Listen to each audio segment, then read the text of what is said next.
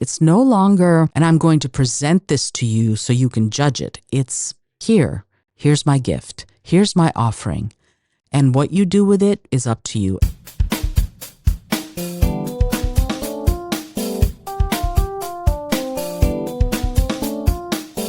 Hello, and welcome to the Your Creative Mind podcast. I'm your host, Isolde Trachtenberg.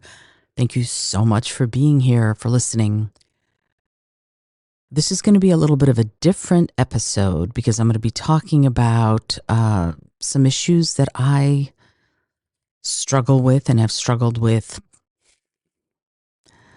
every day ever since I can remember. And I'm sure you've heard me talk about this before.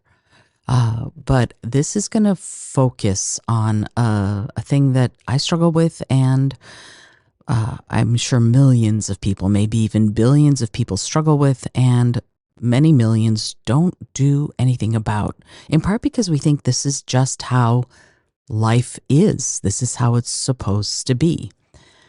And the issue is that I have anxiety. And it's weird to talk about in this way, but I think, as I said, so many of us are walking around worried and anxious, and we just accept it to be the way things are. We just accept that this is the way our lives are always going to be. And I decided to do this episode because of that. I don't want to be anxious all the time, but I come by it sort of honestly. I'll get to that in a minute. But why am I interested in this at all? Well, because the anxiety, as I said, is ever present. And for decades, I thought this is just who I am. And I watched other people walk through the world and kind of be either able to take things as they come or be not frazzled all the time because of whatever's going on. And I had a lot of envy for people like that. And some of them were facing things that I could never bear. And some of them were facing things that to me didn't seem like they were that huge. But, I believe that the worst you have to deal with is the worst you have to deal with. So I just kind of always thought, wow, they handle things better than I do. No matter what it is, I always thought someone who seems to be on an even keel is just handling things better than I am, because I handle things okay. I'm great in a crisis, but inside I'm boiling, right? Not angry, but just a ball of stress. So I wanted to sort of talk about this, and yeah, I'm going to relate it to creativity because I think creativity plays a role, or anxiety plays a role in my creativity. I'm not sure quite what the balancing act is there yet, but I kind of wanted to talk about what are the things that I'm anxious about. I'm anxious about what I might forget, just leaving the house, for example. That can be anxiety inducing for me. What have I forgotten? And living in New York City means you have to have your water. And for me, with my scent allergies, I now carry a sarong that I can put on any seat that I will sit down on so that the detergent of someone sitting there before me won't get on my clothes and then give me a sore throat. And frankly, just the scent allergies, and what am I going to, is somebody near me going to be bathed in Axe body spray, which is one of the worst, or use Gain, Tide, or Whisk detergent, and that's also one of the worst, or smoke cigarettes, Marlboros being the worst. That's anxiety inducing. What kind of health am I going to be in when I come home? And I try to do everything I can to mitigate it, but I still have a fair amount of anxiety before I leave the house. Do I have everything I need to have in order to protect myself as well as I can? So that's one of those things. I'm anxious about what I might have done wrong, even if I've done nothing wrong. That's family history stuff for sure. I'm anxious about what I haven't gotten to yet on my to-do list, or things that I said I would do, or things that I want to create. I'm anxious about thinking the wrong thing or doing the wrong thing, and also being late. Yeah, whoa, that's a big one. My parents gave me absolute crap as far as being role models, and frankly, they also contributed a lot of the baggage to the anxiety suitcase I carry all the time. And I'm calling it an anxiety suitcase because they talk about unpacking stuff, right? When you're like in therapy or when you're dealing with stuff. So you're carrying stuff all the time. I'm carrying stuff all the time. And yeah, they don't call it unpacking for nothing. But frankly, I'm sick of it. I'm sick of carrying this burden all the time, right? I'm going to come back to the being late thing, but it's an interesting sort of place to be. I'm in the middle of my sabbatical when I'm recording this, and what does that mean? What it means to me is that I'm giving myself time for the first time in my life to sit with myself, and I'm giving myself very few deadlines, times by which I have to be places or things that I have to do by a certain time. For this next couple of weeks, I still have like 3 weeks in my sabbatical, and it's a month of no. I saved my pennies. I took no clients. I'm just being, and I'm sort of learning to look at and unpack. Yes, uh, all of the stuff, all of the extra stuff I carry around every day.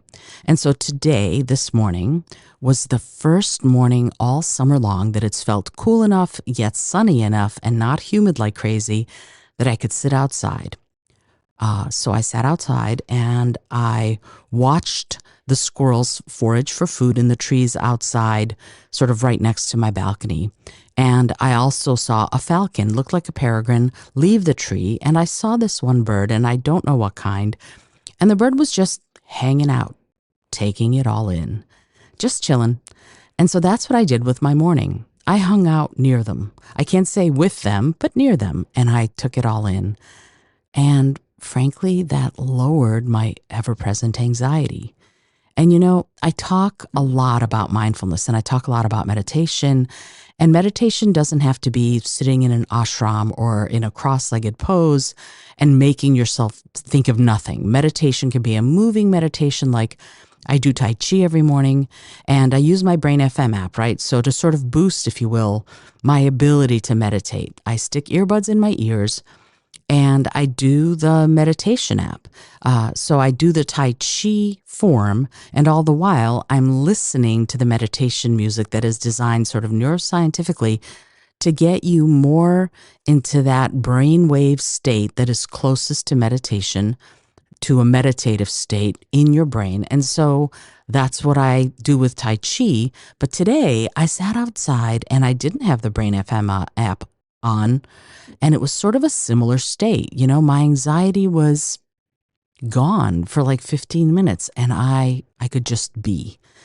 And that was the interesting thing. I wasn't actively trying to meditate. I wasn't doing Tai Chi. I wasn't sitting to get into that meditative state. I was just watching the squirrels and the birds and feeling the breeze and could see the blue of the sky. And even the weird plastic bag that's hanging in the tree that I have no idea how it got up this high because we live like on the 4th floor. I don't know, some windstorm or other got it up there.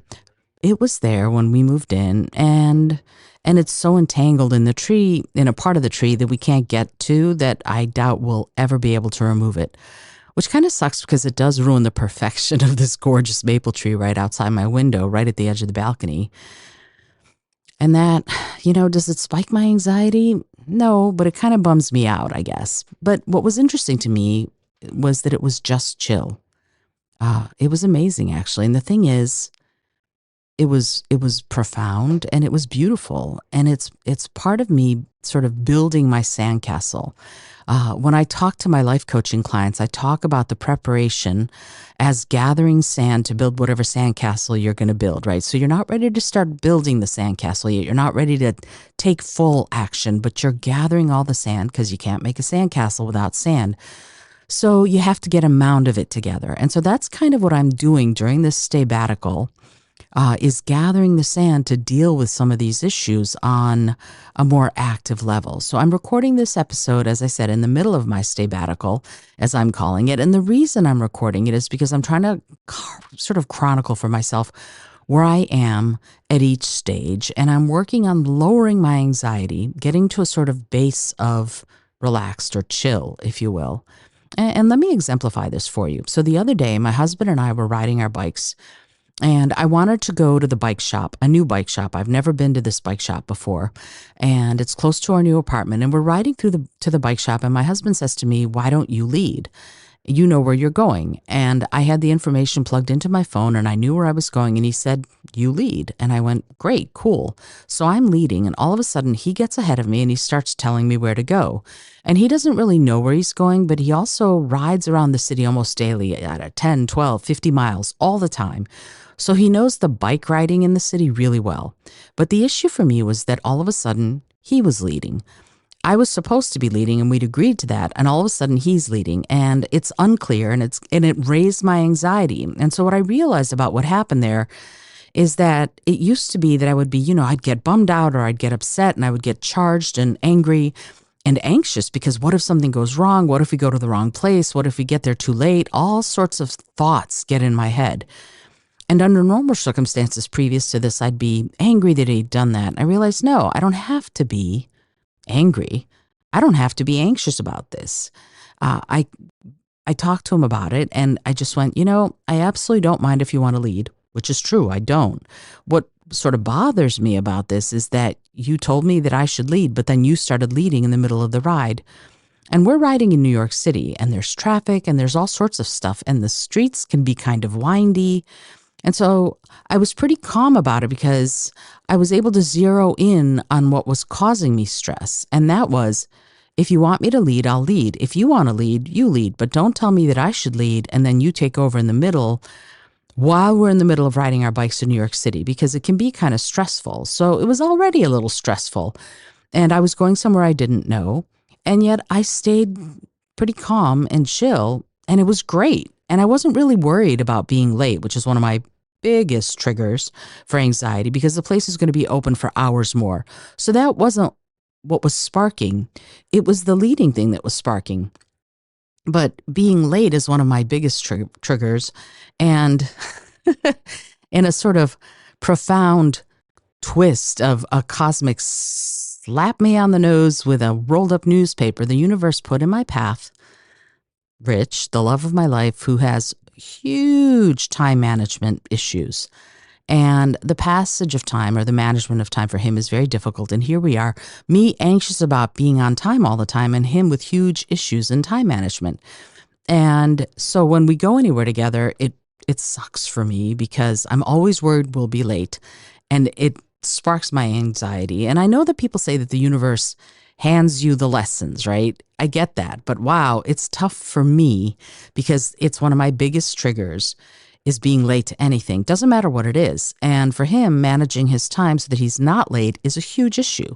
And so, interestingly, on the one hand, being with me, I think has helped him learn more about how to estimate time. And on the other hand, for me, I don't know if I'm any more okay with relaxing into possibly being late. I don't think I'm any more okay with it on the inside, but I try to be more okay with it on the outside so I'm not screaming and yelling. And instead, we try to come up with some compensatory strategies. So for example, if we have tickets to a show, I give him his ticket and often we travel separately. But tonight, for example, we have tickets to a show and they're going to be at will call, so we can't do that. So what do we need to do to make sure that we're on time? And what do I need to make sure that I do that I don't freak myself out about this? Because this isn't really about him. It's about me and my anxiety. And I'm at a stage right now where I'm actually trying to put down some of that burden because I carry a lot of them. I'm sure, as I said earlier, a lot of us carry those kinds of burdens. But I know that when I let myself do things like sit outside like I did this morning and get to that sort of base state, I'm not stressed or anxious. And that's really interesting to me because it tells me that my anxiety isn't chronic. I'm not a naturally anxious person, but it's so easy for me to get anxious because my parents started me off way early.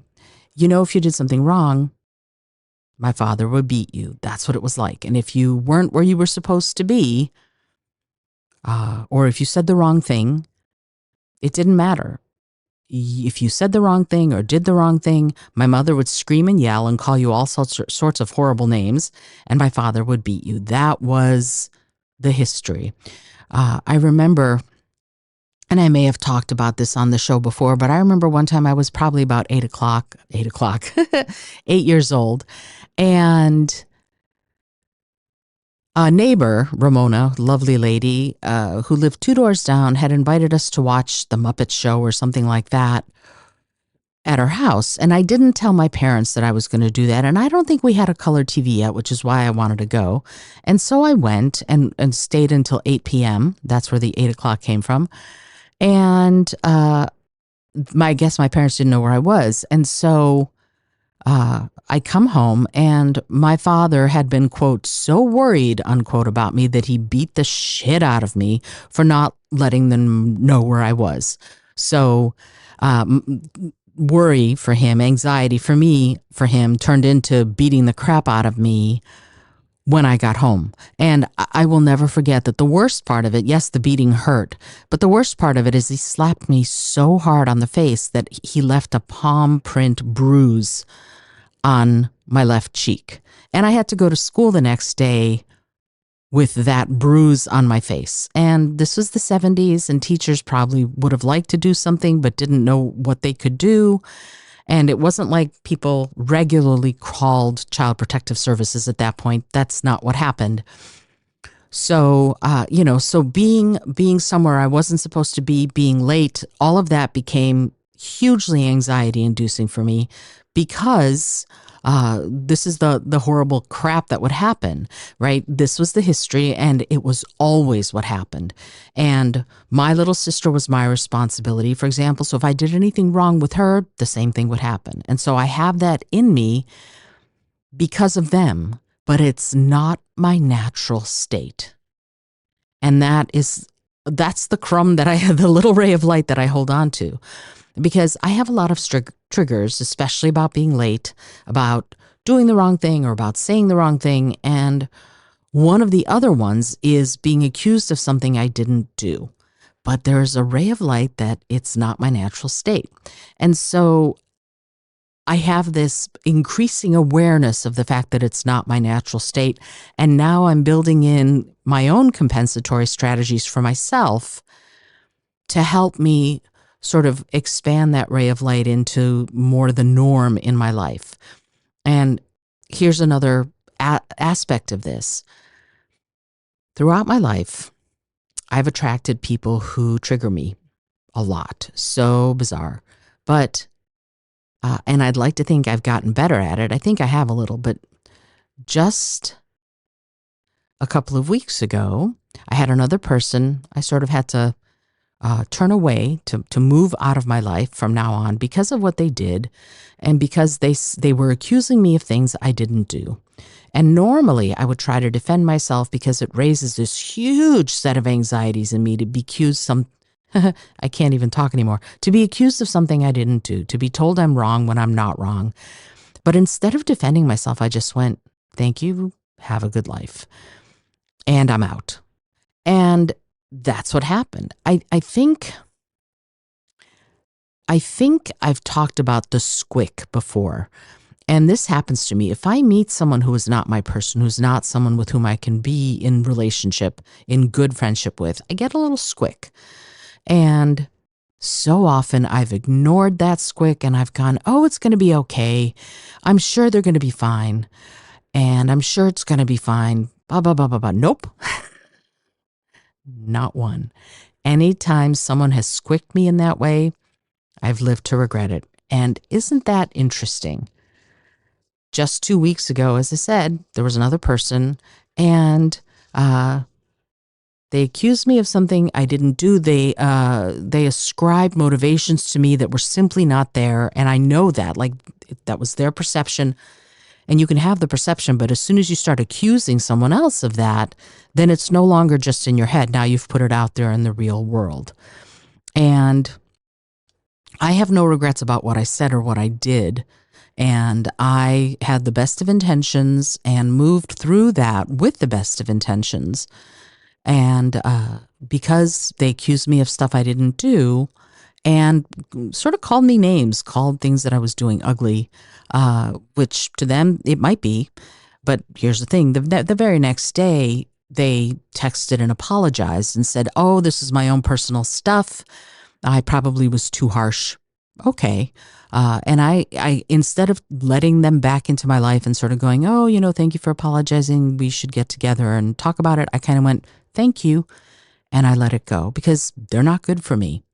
And that is hard for me to do because I want to include everyone and everything. And I don't want anyone to feel left out. But I realized with this relationship, that's not what this is about.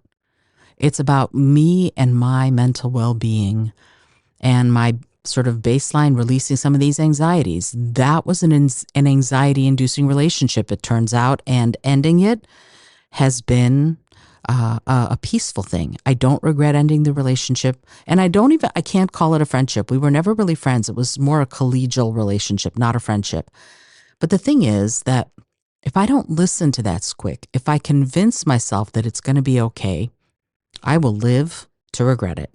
And so now, with this latest example being just 2 weeks ago, I'm going to be a lot more choosy about who I let into my life because I'll be, the word isn't casual, I'll be respectful and we will be acquaintances, but I'm going to let very few people into my life. Cordial, that's the word. I'm going to let very few people into my life who will become friends. And it's not that I'm trying to be mean, but if someone has the kind of personality that will set off my anxiety, I have to take care of myself. And what's really interesting is maybe they're meant to do it in my life. Maybe they're meant to play that role in my life universally, cosmically, to help me learn the things that set off my anxieties are things that I can do something about. And so that gets tested, right? The universe keeps putting these people in my life or in my path to test that. And I kind of want to have more say on that. I want to be more proactive and I also want to be more zen. So I'm not freaking out all the time. And I freak out internally. Externally, you don't you're not going to see me freak out. Rich will see me freak out. My husband will see me freak out. But that's because I trust him. My best friend, Kristen, will see me freak out because I trust her. Most people will never see me freak out. That's because that's what I learned to do to get by early on.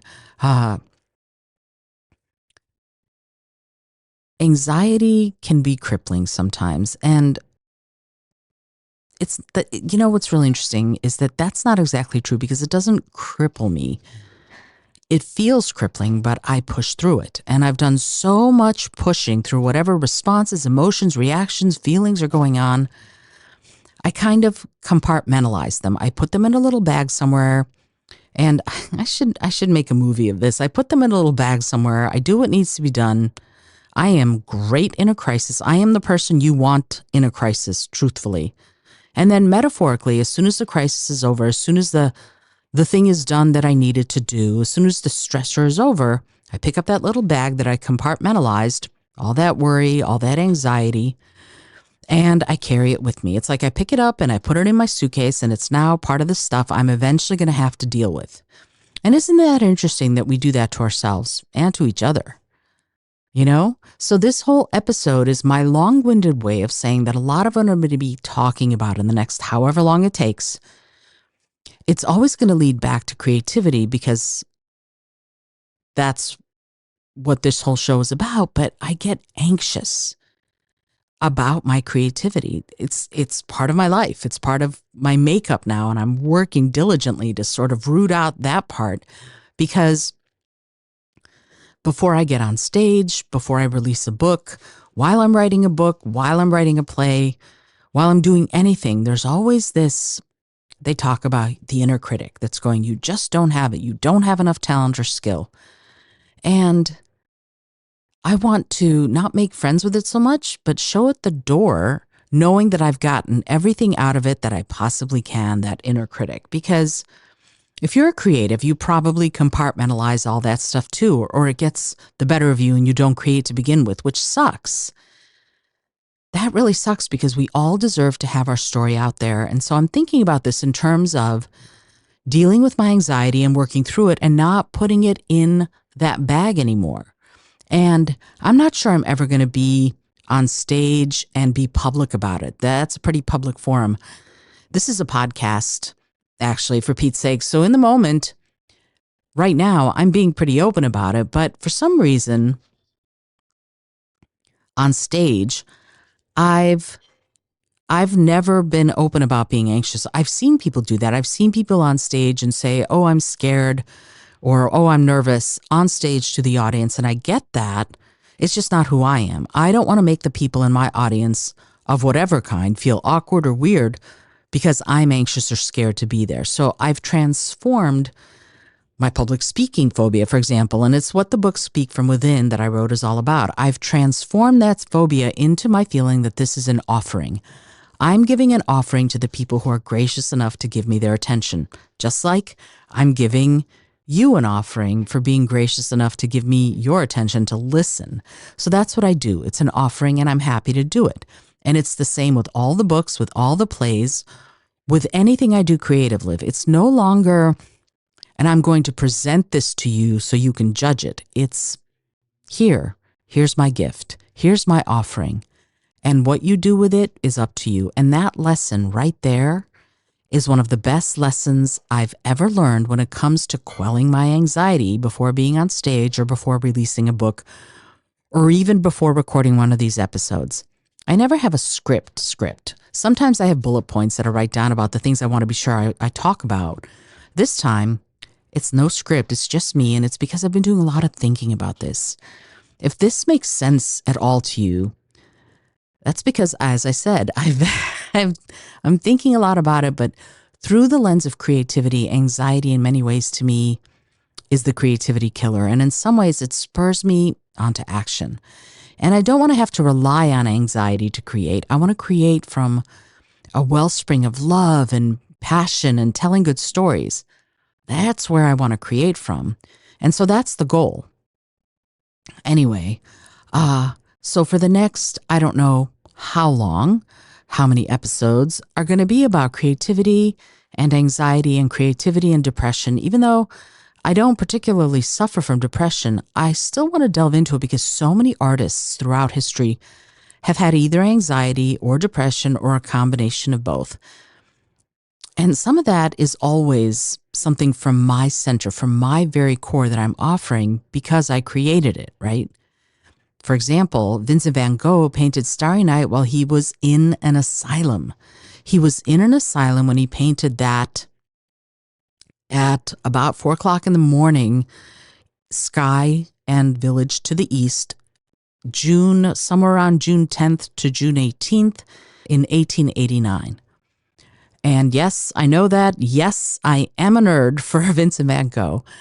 And look at what he did while in such arduous circumstances.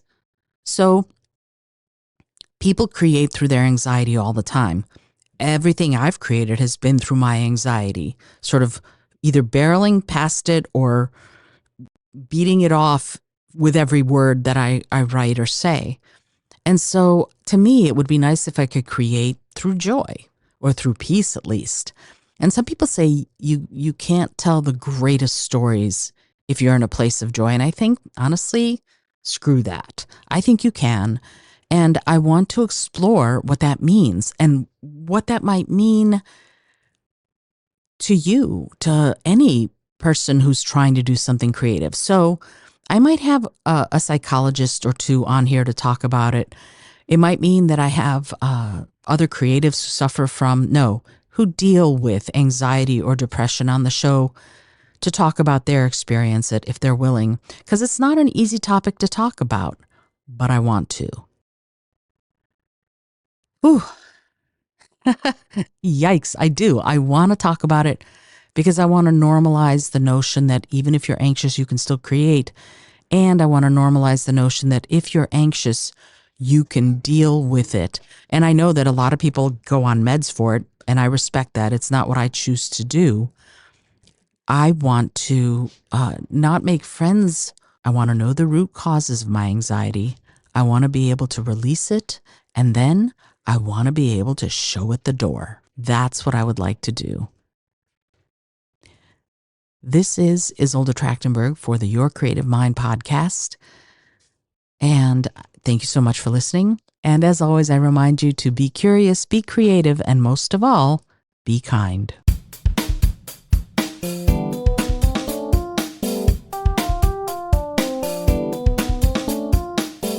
Thanks so much for joining me today. I really appreciate you being here.